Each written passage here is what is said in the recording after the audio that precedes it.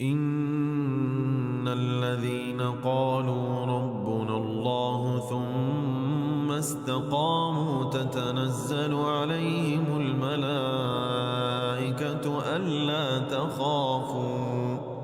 ألا تخافوا ولا تحزنوا